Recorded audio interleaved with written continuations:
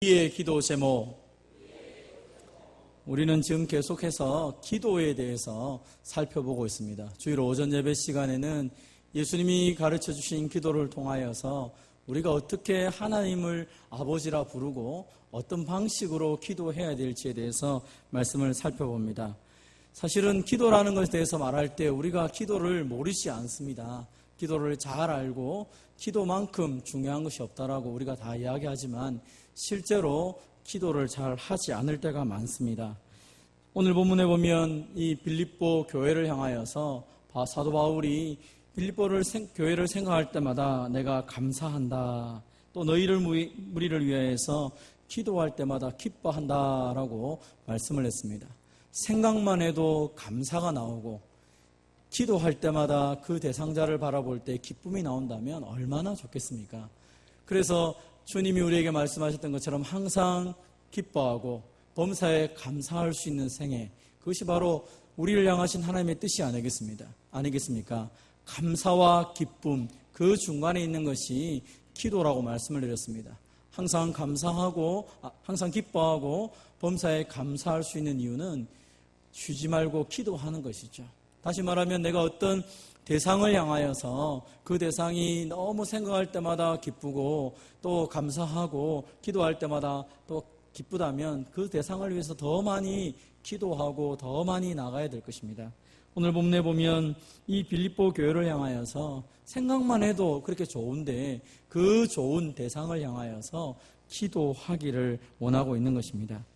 오늘 우리의 삶에서 보면 사랑하는 사람, 감사하는 사람을 생각하면 기분이 좋습니다. 그리고 그 사람과 함께 하기를 원하지요. 최고의 선물, 우리가 사랑하는 사람을 위하여서 최고의 선물을 할 수 있는 것은 성경에서는 그것이 바로 기도다라고 말하고 있습니다. 정말로 내가 사랑하는 대상이 있다면 그 사람의 이름을 불러가며 기도하는 것입니다. 왜냐하면 물질을 주어도 물질은 시간이 지나면 사라집니다. 또 그의 건강을 위해 물론 건강과 내가 할 수 있는 것을 많은 것을 함께 하지만 그것도 시간이 지나면 하지 못할 때가 있더라는 것입니다. 같이 놀아주고 좋은 추억을 만드는 것, 그것도 내가 건강하거나 무언가가 있어야 해줄 수 있지만 정말 아무것도 할 수 없는 그 형편에 있을 때도 끝까지 할 수 있는 것이 있다면 바로 그것은 기도라는 것입니다. 하나님이 부르시는 그 순간까지 내가 사랑하는 사람을 위하여서 끝까지 나누어 줄 수 있는 것은 기도라고 성경은 말하고 있습니다. 사랑하는 성도 여러분, 그래서 여러분이 정말로 사랑하는 사람, 또 여러분이 생각하면 참 감사하는 대상이 있다면 그 사람을 위해서 끊임없이 기도할 수 있는 저와 여러분 되시기를 바랍니다. 사실 오늘날 가장 큰 문제는 무엇입니까? 기도하는 사람이 점점 사라지고 있다는 것입니다. 기도하지 않고도 그리스도인으로 살아갈 수 있다라고 생각하는 사람들이 많습니다. 예수님 당시에 하나님을 잘 믿는다고 생각했던 사람들이 있었습니다. 바로 바리새인들입니다. 그들은 사람들 앞에서 기도하였습니다. 시장에서나 사거리에서나 어디선지 기도를 잘했습니다. 그래서 사람들은 바리새인들을 보면서 기도하는 사람이라고 생각을 했습니다. 그런데 예수님께서 그 바리새인들을 향하여서 또 제자들에게 말하기를 너희가 기도할 때는 골방에 들어가서 기도해야 된다, 이렇게 얘기를 합니다.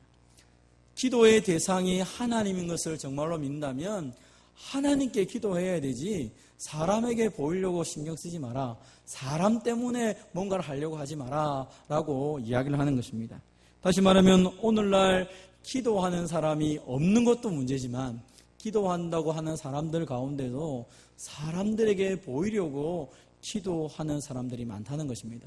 그래서 기도를 하고 돌아가도 마음에 평안이 없습니다. 왜냐하면 사람들에게 기도를 했기 때문입니다.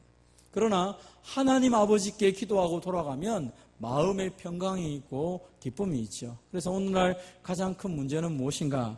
오늘 이 한국교회 가장 문제가 무엇인가? 많은 사람들이 그렇게 얘기합니다.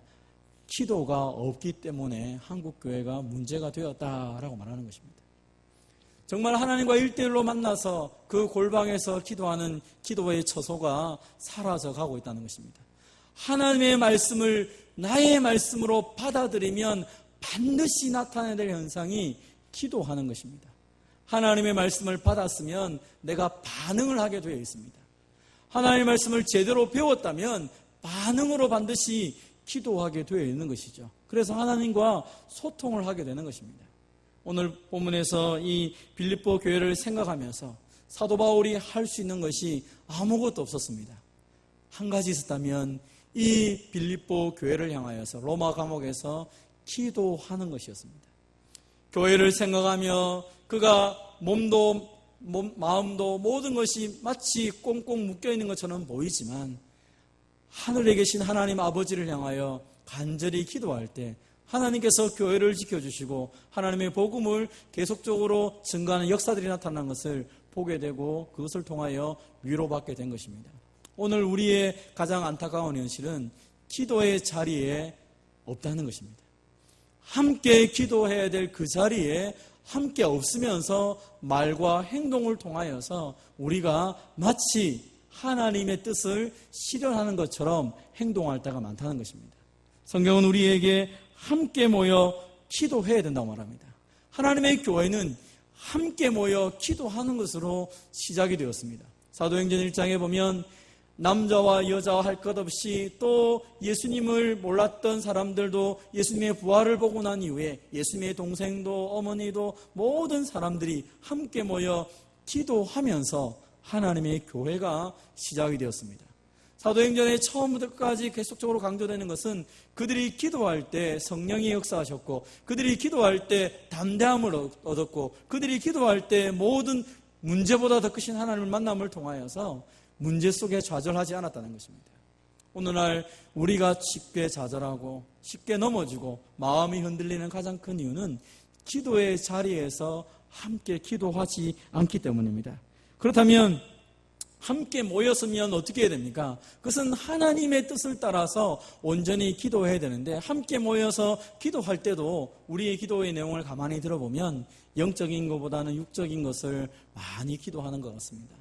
하나님 중심적으로 하나님이 우리에게 말씀하신 것을 붙잡고 기도하기보다는 그냥 나 중심적으로 기도를 하고 있다는 것입니다. 내가 지금 필요한 것, 내가 원하는 것 혹은 내 기분에 따라서 기도를 하고 있다는 것입니다. 그래서 하나님이 나에게 응답하지 않아도 하나님이 내게 역사하지 않아도 우리는 쉽게 그 기도의 자리를 떠난다는 것입니다. 내가 할 도리를 다 했기 때문에 그 다음은 하나님이 하든지 말든지 하면서 떠나간다는 것입니다. 그것은 제대로 된 기도의 모습이 아니라는 것입니다. 성경에서 말하는 제대로 된 기도는 무엇입니까? 하나님의 뜻을 따라서 기도하는 것이죠. 예수님이 가르쳐 주신 대로 기도하기 시작해야 되는 것입니다. 그럴 때에 기도의 능력이 나타나고 기도를 통하여 하나님의 나라가 우리의 삶 가운데 드러나게 되는 것입니다. 그렇다면 어떻게 기도해야 됩니까? 오늘 본문에서는 특별히 이 한 가지를 제일 먼저 강조하고 있습니다. 한번 따라해 봅시다. 사랑이 점점 더 풍성하게 하소서. 오늘 본문 1장 9절을 보니까 말합니다. 내가 기도하노라 너희 사랑을 지식과 모든 총명으로 점점 더 풍성하게 하사. 하나님께 이 빌립보 교회를 향하여서 사도 바울이 기도합니다. 너희 사랑이 점점점 더 풍성하기를 원한다. 사실 오늘 이 기도에 가장 중요한 동사가 있다면 사랑이 점점 더 풍성하게 되는 것입니다. 하나님께서 우리의 사랑을 점점 더 풍성하게 해주시기를 원합니다 라는 기도가 제일 중요한 기도의 핵심으로 등장합니다. 거기에는 지식과 모든 총명이 필요하다라고 말합니다. 여기서 말하는 지식은 단순히 그냥 지식적으로 알아가는 것이 아니라 정말 하나님께서 나를 깨닫게 해주시고 가르쳐 주셔서 사랑이 점점 풍성하게 되기를 바란다는 것입니다. 말씀을 통하여서 하나님이 어떤 분이신지, 하나님의 사랑이 무엇인지, 예수님이 정말로 내게 베푸신 구원의 은혜가 무엇인지를 더 깊이 알아감을 통하여서 나의 사랑하는 방식이 바뀌고 사랑하는 내용이 바뀌고 나의 사랑이 점점 더 깊어지고 넓어져야 된다라고 말하고 있는 것입니다. 베드로후서에도 말하는 것처럼 우리가 우리 주 구주 예수 그리스도의 은혜와 그를 아는 지식에서 자라가는 것, 이것이 성도들에게 있어서 가장 중요한 기도 제목 중에 하나라고 말하고 있는 것입니다. 우리가 잘 알아가야 됩니다. 하나님의 은혜를 더 알아가야 됩니다. 하나님을 더 깊이 알고 예수님의 은혜를 알아가야 우리의 삶이 더 넓어지고 깊어지는 것이죠. 베드로후서 3장에서 동일하게 얘기합니다. 지식에 넘치는 그리스도의 사랑을 알고 그 넓이와 길이와 높이와 깊이가 어떠함을 깨달아 하나님의 모든 충만한 것으로 너에게 충만하게 구하노라. 에베소서 3장에 있는 말씀입니다. 그래서 에베소서에 나와 있는 말씀이나 베드로후서에 있는 말씀 동일하게 우리로 하여금 하나님의 사랑을 더 알아가고 그 구원의 은혜를 더 알아가기를 간절히 원한다라고 말합니다. 왜 그렇게 얘기합니까? 그렇게 하나님의 사랑과 예수님의 구원의 은혜를 알면 알수록 더 사랑이 많은 사람으로 변화되기 때문입니다.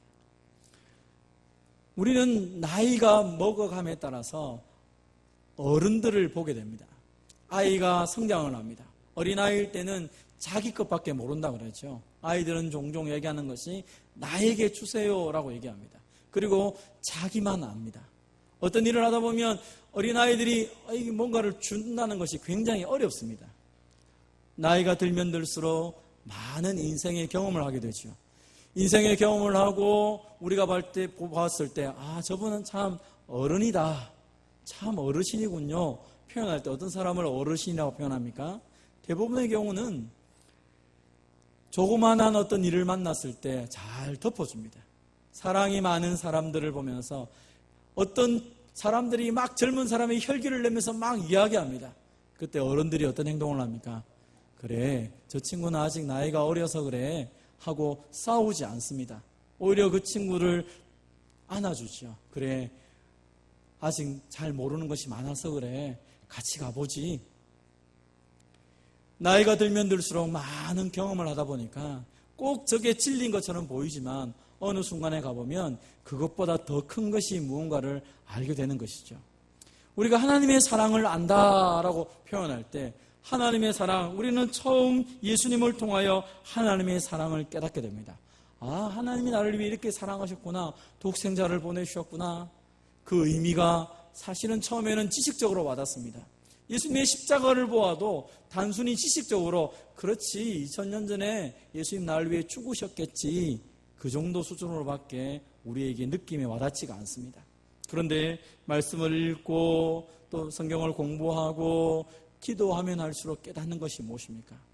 그 주님의 사랑의 깊이와 넓이와 그 모든 것을 알아가면서 깨닫는 것은 주님이 나를 이만큼 사랑하셨구나.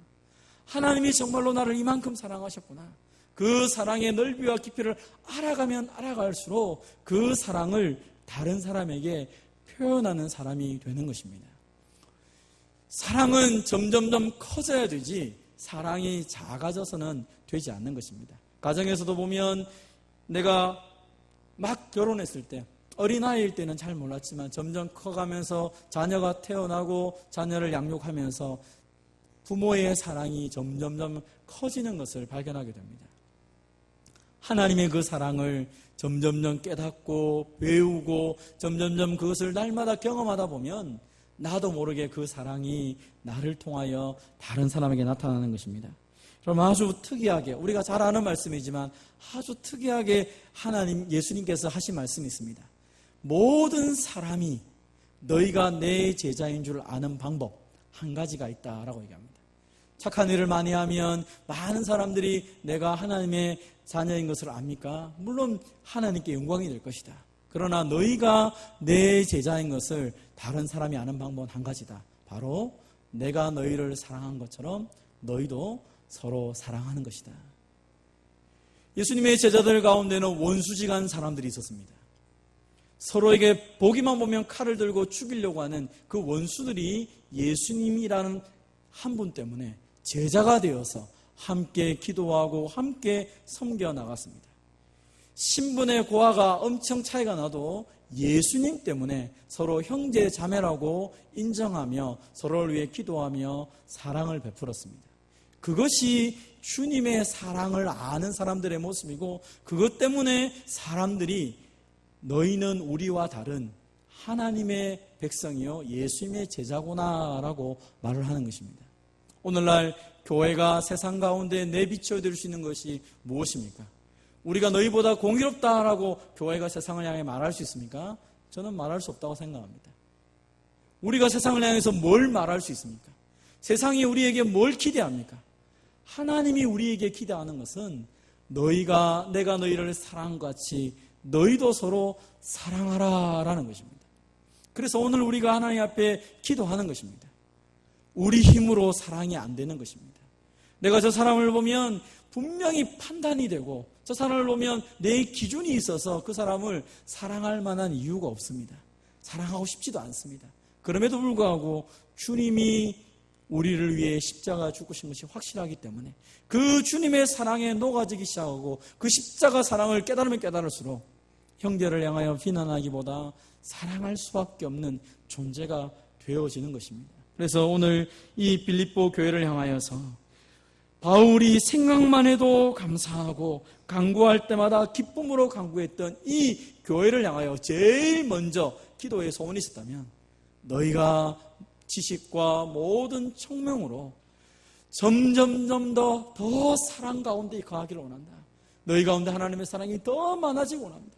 그것이 모든 문제의 해결이다라고 말합니다. 나중에 빌립보서 나중에 뒷부분에 가보면 알겠지만 교회 안에 여자 지도자 두 사람이 싸워가지고 교회가 엉망진창이 되었습니다. 그럼에도 불구하고 주님을 말씀하시는 것입니다. 너희가 주 안에서 용납하고 주 안에서 사랑하라. 너희가 예수님으로 인하여서 한 지체가 되지 않았느냐라고 말씀하는 것입니다. 교회 공동체의 가장 중요한 기도 제목이 있다면 그것은 바로 우리가 날마다 주님을 알아가면 알아갈수록 배워갈수록 그 주님의 사랑으로 더 풍성하고 변화되기를 위해서 기도해야 될 것입니다. 저와 여러분의 마음속에 주님의 사랑이 가득 차서 그 사랑을 표현하며 살아가는 주의 백성 되기를 주님의 이름으로 축원드립니다. 우리 안에 하나님의 사랑이 가득하게 되면 어떤 일이 벌어집니까? 한번 따라해 봅시다. 지극히 선한 것을 분별하게 됩니다. 오늘날 많은 사람들이 무엇이 중요한가, 무엇이 최고인가에 대한 판단이 흐려집니다. 그것은 사실은 사랑의 문제라고 오늘 성경은 우리에게 말합니다. 우리가 무엇을 어떻게 사랑해야 될지를 알게 되면 중요한 것과 덜 중요한 것, 최고와 최저가 무엇인지를 분별할 수 있는 지혜가 생긴다라고 말합니다. 그래서 오늘 본문에 보면 10절에 너희로 지극히 선한 것을 분별하며 라고 말합니다. 우리 마음속에 하나님의 사랑이 가득 차서 우리로 하여금 지극히 선한 것이 무엇인지 분별하는 사람이 되게 해달라라고 기도합니다.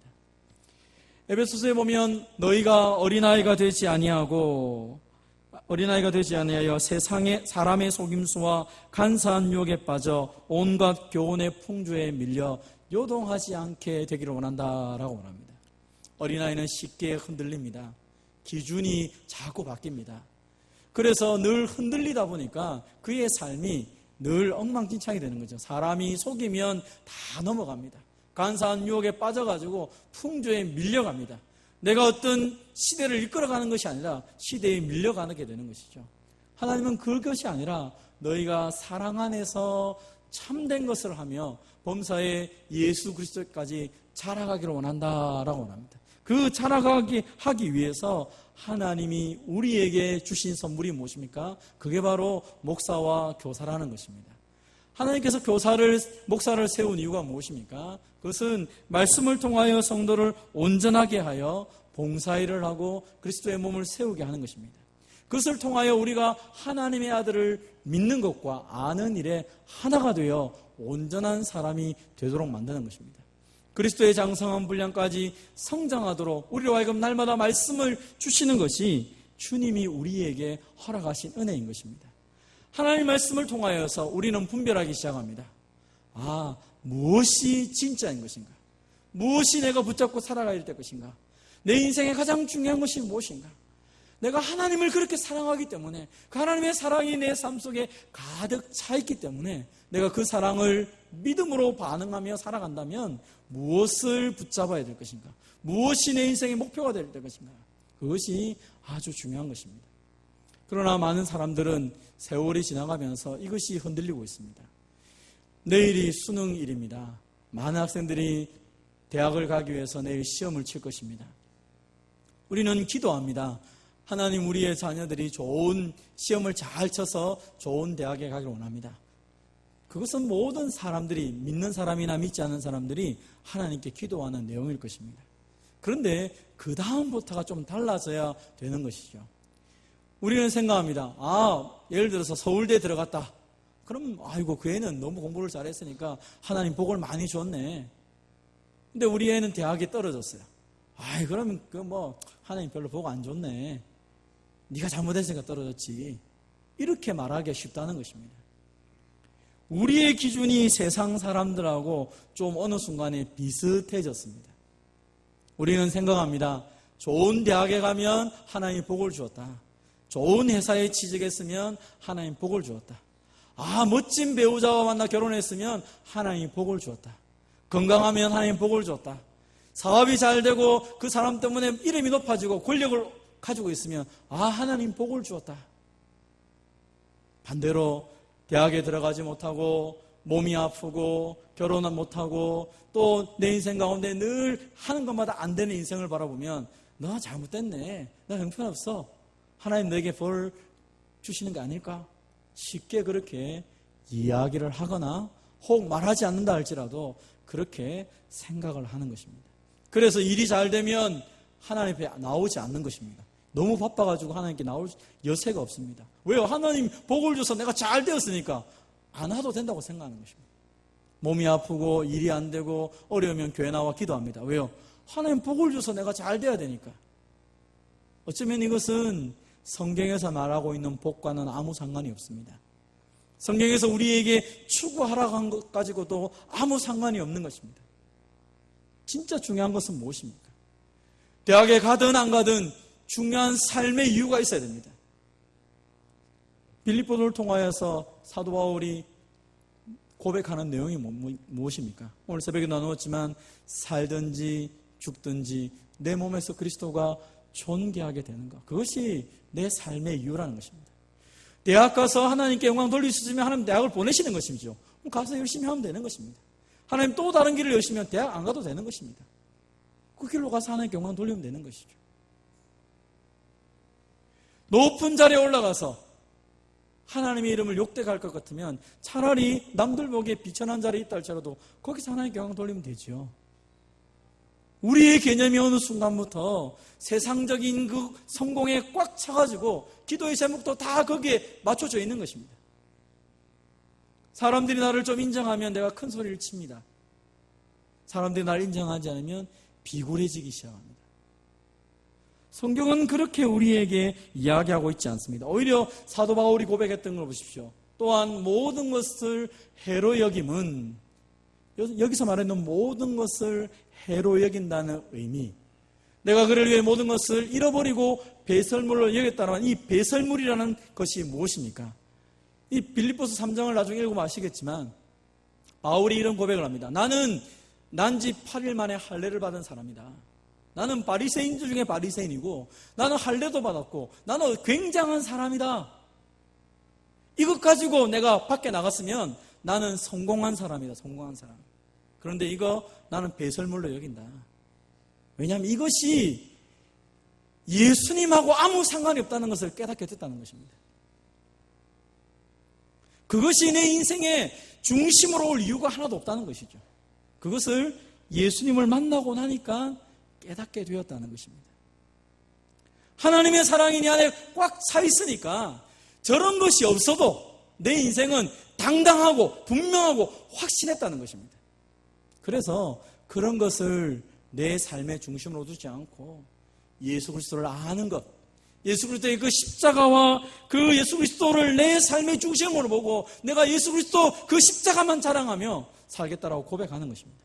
사도 바울은 당대에서 가장 인정받는 사람이고 가장 존경받을 만한 사람이었습니다. 근데 그거 다 배설물로 여겼다는 것이죠. 왜냐하면 예수님이 더 귀하고 더 분명한 것을 깨닫게 됐기 때문입니다. 오늘 우리가 하나님의 말씀을 배우면서 하나님께 기도하면서 이 부분이 우리 안에서 회복이 되지 않는다면 우리는 잘못 배우고 잘못 살아온 것입니다. 예수님을 믿는 것이 단순하게 좀 더 지금보다 더 나은 세상적인 삶을 위해서라면 그것은 중요한 것이 아닌 것입니다. 잘못 예수를 믿고 있는 것입니다. 그럼 우리 예수님 믿음을 통하여 세상적으로 좀 더 좋아질 수 있습니다. 그것은 부가적인 것입니다. 그것은 덤으로 주시는 것입니다. 하나님이 덤으로 내 인생에 주시는 그 덤 때문에 내 인생 전부를 허비하며 살아가서는 되지 않는다는 것입니다. 하나님 그래서 오늘 본문에서 우리에게 더 강하게 얘기하는 것입니다. 너희의 사랑에 지식과 모든 청명으로 점점 더 풍성하여서 지극히 선한 것이 무엇인지를 내 인생에서 정말 붙잡고 가야 될 그 진리, 선한 것이 무엇인지를 분별할 수 있는 그 분별력을 달라고 기도하는 것입니다. 그래서 사도 바울이 나중에 고백하기를 내가 가난하든 부하든 내가 궁핍에 처하든 풍부에 처하든 그 모든 상황에서 일체의 비결을 배우며 내게 능력 주신 자 안에서 내가 모든 것을 할 수 있다고 고백하는 것입니다. 주님 한 분만으로 내가 믿음으로 가는 것입니다. 이것이 주님의 사랑이 점점 커지면 커질수록 더 분명한 확실한 분별력을 가지고 내 인생을 보게 하는 것입니다. 사랑하는 성도 여러분, 우리의 인생은 한 번밖에 없다라고 자주 이야기합니다. 실제로 한 번밖에 없습니다. 그래서 많은 사람들은 한 번밖에 없기 때문에 자기 하고 싶은 건 다 해보겠다 말합니다. 그것은 하나님과 상관없이 살아가는 사람, 영원한 세상이 없다고 믿는 사람은 그렇게 살아야 됩니다.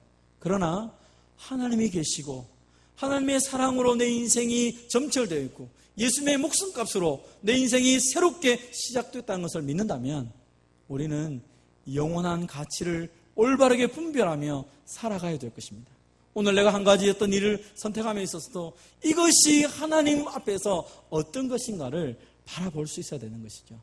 사랑하는 성도 여러분, 저는 저와 여러분이 하나님의 사랑을 더 많이 말씀을 통하여 깨닫기를 간절히 원합니다. 그 사랑이 너무너무 풍성하여서 정말 가치 없는 것들, 이 모조품 같은 것들을 다 버릴 수 있는, 결단을 할 수 있는 그 믿음이 저와 여러분에 있기를 바랍니다. 그래서 쓸데없는 시간 낭비를 하지 아니하고 정말로 내 인생을 의미 있게 살아가고 내가 받은 그 놀라운 사랑을 마음껏 나누어주며 살아가는 그 복된 생애가 되기를 주님의 이름으로 축원드립니다.